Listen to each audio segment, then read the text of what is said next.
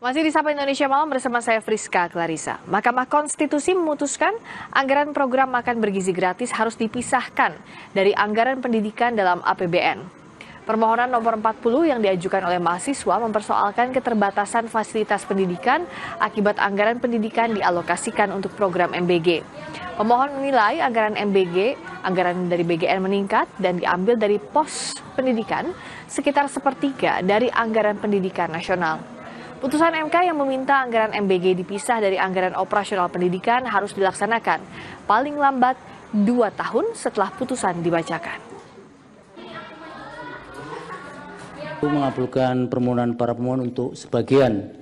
2 menyatakan penjelasan pasal 22 ayat 3 Undang-Undang Nomor 17 Tahun 2025 tentang anggaran pendapatan dan belanja negara tahun 2026, Lembaran Negara Republik Indonesia tahun 2025, Nomor 179, tambahan Lembaran Negara Republik Indonesia Nomor 7144, tidak bertentangan dengan Undang-Undang Dasar Negara Republik Indonesia dan memiliki kekuatan hukum ikat secara bersyarat sepanjang dimaknai hanya berlaku untuk anggaran pendapatan dan belanja negara tahun anggaran 2026, sehingga untuk anggaran pendapatan dan belanja negara tahun-tahun berikutnya, anggaran program makan bergizi yang bukan merupakan komponen utama pendidikan dipisah atau tidak menjadi bagian dari anggaran operasional penyelenggaraan pendidikan, dan pemisahan dimaksud berlaku paling lambat dalam anggaran pendapatan dan belanja negara tahun anggaran 2028 atau paling lama 2 tahun sejak putusan aku diucapkan. Dalam pertimbangan hukum, MK menegaskan program MBG memiliki tujuan yang luas dalam mengatasi angka stunting dan pemenuhan gizi sehingga harus ditempatkan pada alokasi tersendiri. Program MBG yang disebut sebagai solusi nyata terhadap persoalan stunting atau permasalahan kesehatan lainnya akibat ketidakmerataan pemenuhan gizi warga negara merupakan tujuan yang sifatnya luas, sehingga menurut Mahkamah harus ditempatkan sebagai satu alokasi anggaran tersendiri dalam APBN daripada hanya menempatkannya sebagai perluasan definisi pengertian operasional penyelenggaraan pendidikan seperti yang termaktub dalam penjelasan pasal 22 ayat 3 Undang-Undang 17 2025. MK memutuskan anggaran MBG harus dipisahkan dari anggaran pendidikan. Namun putusan itu memunculkan pertanyaan dari mana pemerintah akan mengambil sumber pendanaannya, apakah akan ada pengurangan anggaran kementerian lain atau malah menambah beban belanja negara. Kita bahas bersama Bahtra Banong, juru bicara Partai Gerindra, serta pakar hukum tata negara Bivitri Susanti. Selamat malam, Bung Bahtra. Selamat malam. Juga Mbak Bivitri, selamat malam.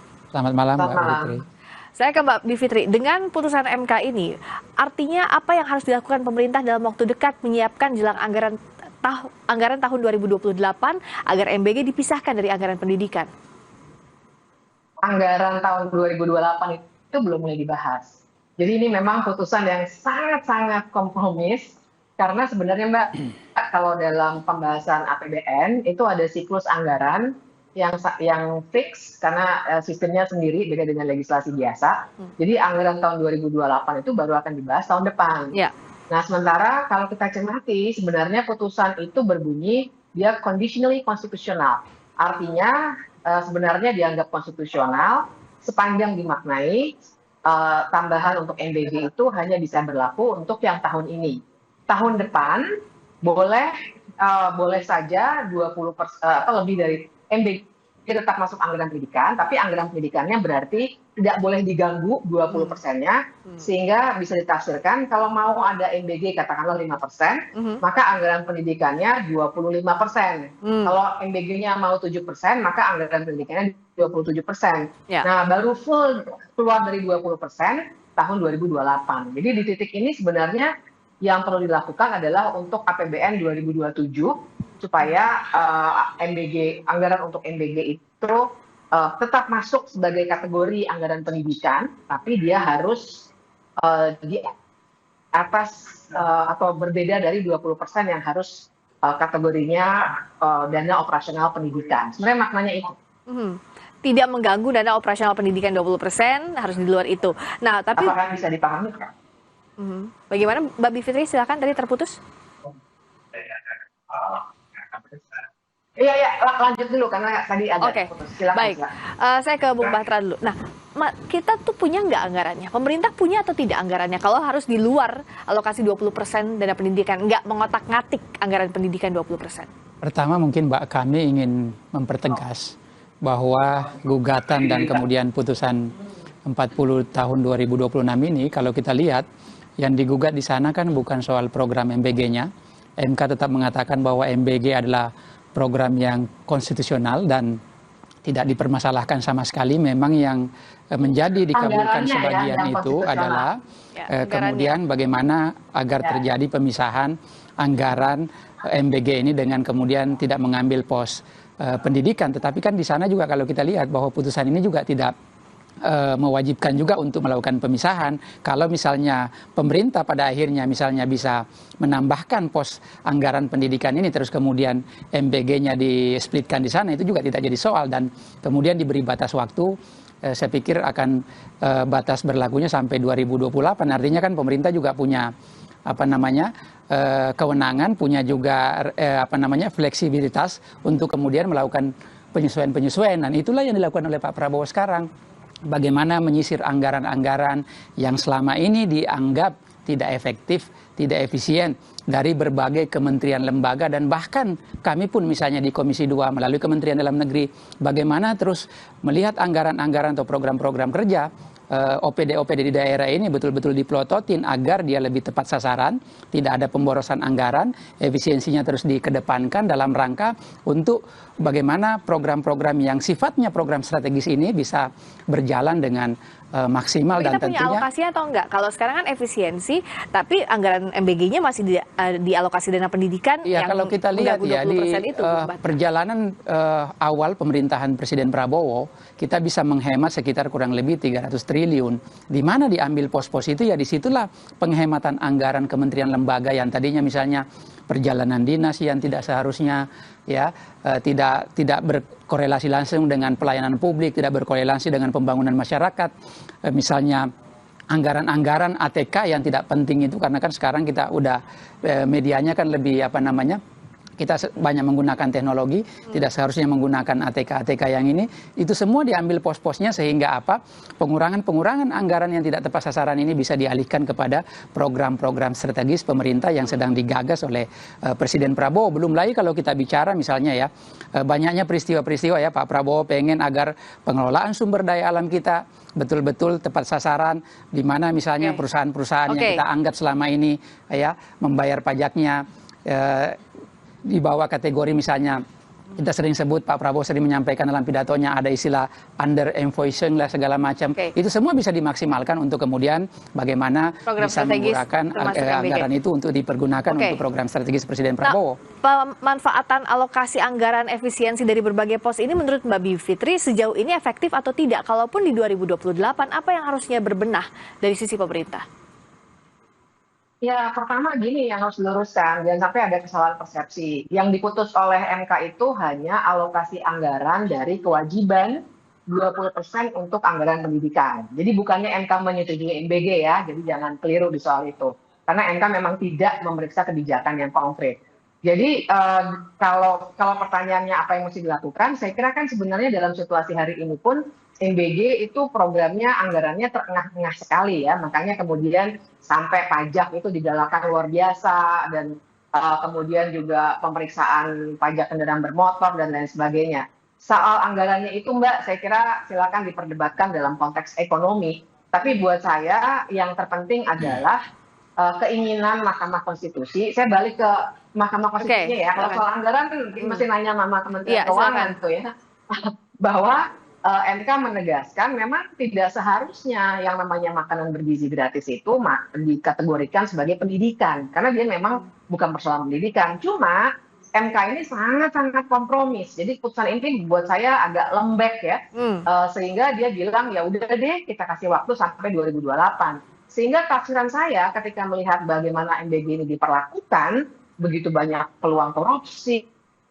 kemudian juga banyak sekali yang akhirnya tidak tepat sasaran. Saya melihat seakan-akan ada peluang 2 tahun untuk meneruskan buruknya pelaksanaan kebijakan MBG ini di lapangan. sampai dengan nanti agak dibereskan. Itu yang bisa kita lihat dari putusan MK. Tapi ada implikasi negatifnya kalau yang Mbak Bivitri soroti dari putusan MK ini yang dianggap lembek. Di tengah sebenarnya MBG yang didesak untuk dievaluasi. Ya, saya pikir kan kalau soal pembenahan sedang dilakukan, dan kalau kita lihat kepala BGN yang baru banyak sekali terobosan-terobosan yang sudah dilakukan, termasuk misalnya soal penghematan anggaran, bagaimana betul-betul MBG ini diprioritaskan kepada daerah-daerah yang membutuhkan. Dan kalau kita lihat dapur-dapur yang kita anggap bermasalah, kemarin Kepala BGN sudah melakukan konferensi pers, ada kurang lebih sekitar 800 dapur yang sudah ditutup karena memang tidak memenuhi standarisasi. Itu juga bisa memperbaiki ya bagaimana pelaksanaan MBG ini bisa lebih tepat sasaran, sehingga saya pikir ke depannya banyak sekali perubahan-perubahan yang dilakukan di bawah kepemimpinan baru ini, kemudian bagaimana program MBG ini bisa berjalan dengan baik dan maksimal, tentu dengan tepat sasaran. Dan kalau kita lihat ya, bahwa sebetulnya ya pada saat ini pun kalau kita lihat Pak Prabowo juga tidak mengurangi anggaran pendidikan.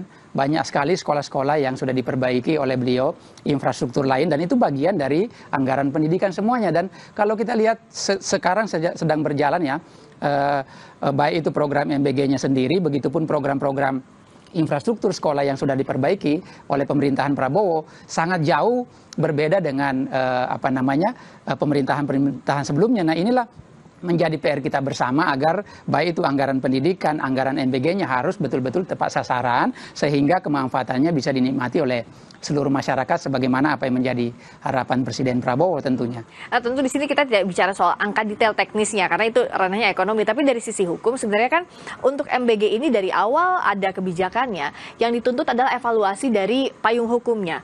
Mbak Bivitri, selain soal putusan MK ini terkait anggaran, sebenarnya apa sih yang masih lemah dari pelaksanaan MBG dalam hal sisi aturannya?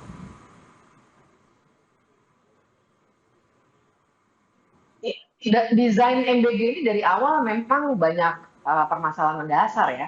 Jadi dari sisi aturannya gini, ini kan kalau aturan ya, peraturan presiden, jadi maksud saya dalam konteks itu maka ya selesai aja gitu. Tapi persoalannya adalah desain kelembagaannya ini sangat menyisakan banyak persoalan karena yang kita harapkan untuk bisa mengatasi, jadi ada kesalahan diagnosis gitu.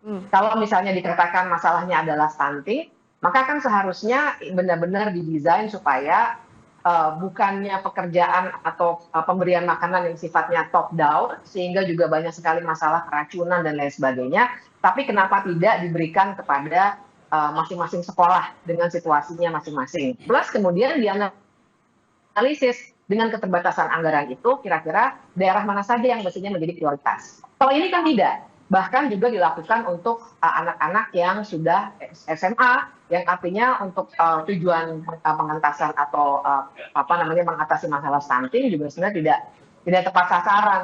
Kemudian belum lagi kita membicarakan soal pengadaan barang-barang yang ternyata juga sangat menyimpangi apa yang mestinya kita lakukan dalam sistem pengadaan barang dan jasa, sehingga beberapa korupsinya sudah terjadi dan sudah mulai dibongkar. Tapi buat saya pemberantasan korupsi terhadap yang sudah terjadi tanpa pembenahan sistem itu hanya akan mengulang-ulang situasi korupsi ini karena peluangnya memang dibuka sedemikian luas. Itu yang jadi masalah besar. Tapi kan memang putusan MK ini hanya membicarakan anggarannya. Jadi yang diuji adalah APBN. Ya, jadi agak sulit kita membicarakan dari segi kebijakannya. Ya, yang dievaluasi adalah yang disoroti soal anggarannya.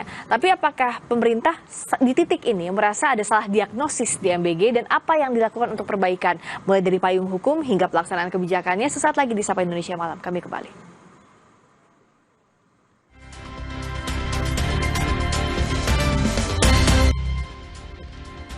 Kembali di Sapa Indonesia Malam, masih bersama dengan Bachtra Banong, juru bicara Partai Gerindra, dan pakar hukum tata negara Bivitri Susanti. Saya ke Bung Bachtra. Pemerintah melihat ada indikasi salah diagnosis atau tidak sih dalam penerapan kebijakan MBG ini? Ya, saya pikir kalau kita menganggap bahwa ini salah diagnosis ini kan program yang sangat mulia, sangat bagus, dan harapan Presiden Prabowo kan bahwa program ini sebetulnya lagi-lagi saya sering mengatakan bahwa ini bukan hanya soal mengatasi stunting, tapi bagaimana selain memperbaiki gizi ya para peserta didik kita, para balita kita, ini juga dalam rangka memperbaiki sumber daya manusia kita di masa yang akan datang. Selain itu juga impact terhadap perekonomian kita, baik itu perekonomian di tingkat lokal maupun di tingkat nasional. MBG ini juga bisa menyumbang terkait soal pertumbuhan ekonomi, karena kalau kita lihat misalnya ya, banyak sekali jumlah dapur. Kemarin dirilis BGN bahwa ada sekitar 27.000 dapur. Kalau ini maksimal dengan baik, ya pasti butuh bahan baku, pasokan bahan makanannya. Kalau itu semua diambil dari produk-produk lokal, maka UMKM kita bisa tumbuh dengan baik. Belum lagi misalnya serapan tenaga kerja yang dihasilkan, bayangkan kalau misalnya kurang lebih sekitar 50 per SPPG per dapur kali 27.000, artinya kan di sana ada sekitar 1,3 juta lapangan pekerjaan yang tercipta. Jadi kalau kita menganggap bahwa ini sesuatu yang salah diagnosis menurut hemat saya, itu kita sangat keliru menganggap itu bahwa ini sesuatu yang salah dirancang oleh pemerintah. Padahal kan kita lihat impact-nya sangat baik ya, bukan hanya dari penyerapan tenaga kerja, pertumbuhan ekonomi, selain itu memperbaiki gizi anak-anak kita, ya baik balita kita, itu kan dalam rangka juga agar nanti sumber daya manusia kita di masa-masa yang akan datang bisa sejajar dengan bangsa-bangsa lain kalau misalnya gizinya makin baik. Jadi itu semua tujuannya kenapa program ini dirancang sebagai program strategis pemerintahan Presiden Prabowo, karena dalam rangka itu Pak Prabowo konsen betul mengurusi soal anak-anak kita, karena beliau sering menyaksikan ya pendidikan sampai di pelosok-pelosok tentu harus juga setara dengan yang ada di perkotaan, sehingga sumber daya manusia kita ke depan makin baik dan makin kompetitif, karena sekarang kan eranya ya harus kita dorong ke sana bahwa kita harus juga bersaing dengan bangsa-bangsa lain. Kalau niat dan tujuan mulia ini selalu disampaikan pemerintah sejak ada program MBG, sebenarnya apa yang jadi missing link, Mbak Bivitri, sehingga program ini tidak dianggap oleh sebagian pihak bahwa ini program yang baik sesuai dengan niat tujuan mulia tadi? Dalam kebijakan itu persoalannya bukan niat atau tujuan itu mulia atau tidak. Tapi pertama analisis kebijakannya dari mulai gejala masalah sampai akar masalah itu harus dilakukan dengan baik dan benar, dan juga dibuat dengan mekanisme monitoring dan evaluasi yang baik. Itu satu. Jadi buat saya kalau kita mau berdebat mulia atau tidak kan kita jadi bisa secara logika mempertanyakan pakai kacamata siapa nih mulia. Misalnya pakai kacamata siapa nih untuk tujuan-tujuan yang sifatnya akan sangat sulit diukur dalam konteks kemuliaan dan lain sebagainya. Dalam soal kebijakan, kita harus punya ukuran yang betul-betul fix gitu ya, bisa diukur. Dan kemudian yang kedua, selalu yang dijadikan alasan adalah ada soal-soal capaian ekonomi, tenaga kerja, dan lain sebagainya. Padahal dalam kebijakan itu yang kita harus lihat tujuan akhirnya apa? Bahwa ada dampak-dampak lanjutannya, kan itu bukan tujuan kebijakannya itu sendiri. Jadi dia tidak bisa dijadikan argumen, nggak lurus logikanya, nggak bisa dijadikan argumen bahwa MBG jadinya bagus karena ada efek sampingnya yang seperti itu. Itu juga saya kira satu hal yang kita harus koreksi. Nah kemudian yang ketiga juga, saya kira kan kita bisa perdebatkan soal caranya. Kalau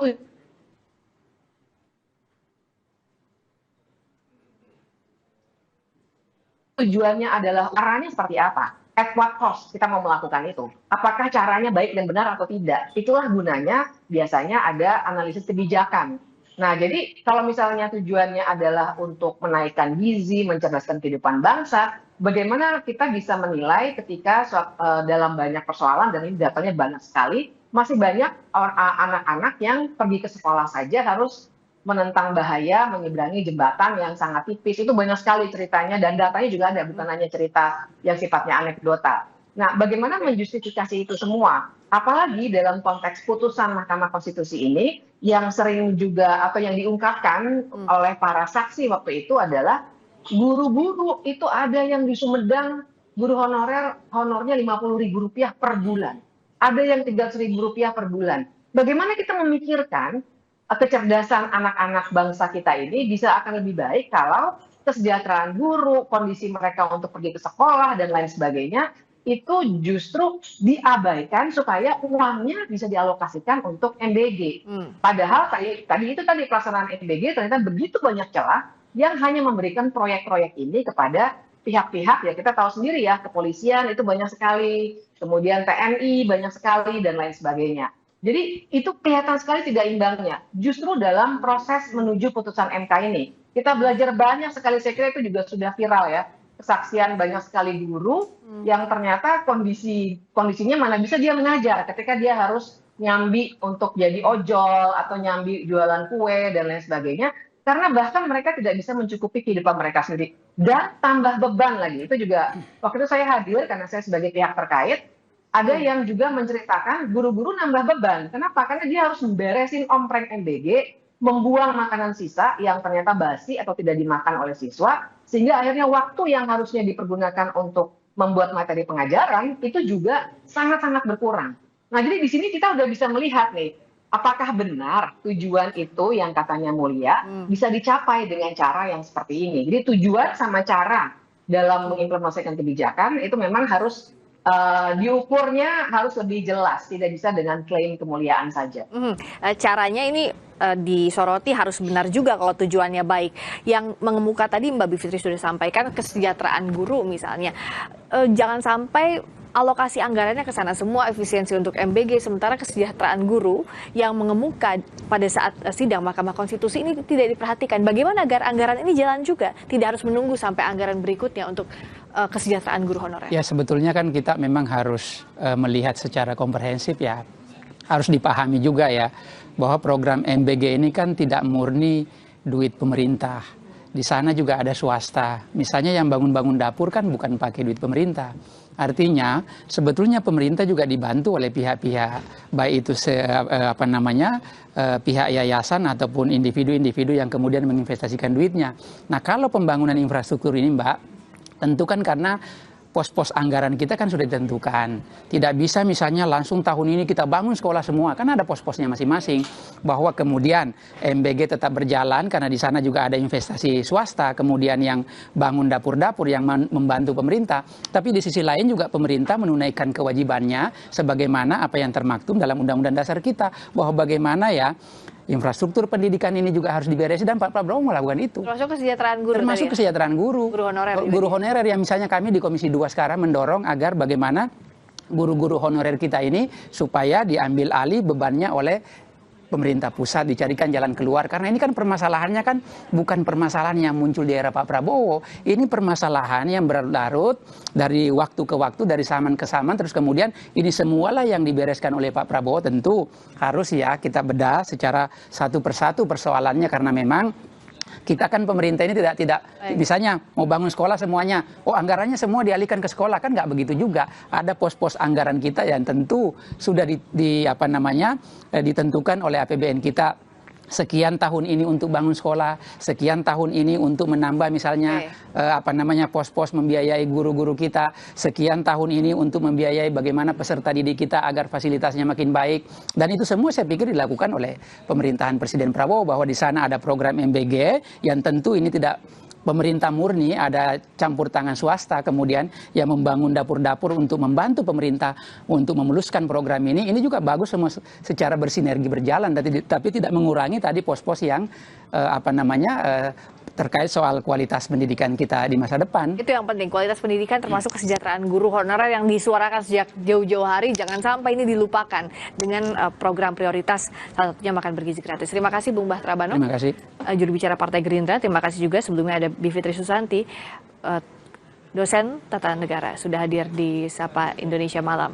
Berikutnya saudara, kami kembali dengan sorotan lain. Amerika Serikat mulai menyerang Iran besar-besaran. Presiden Trump menyebut sekarang giliran kami hajar Iran. Sesaat lagi bersama Audrey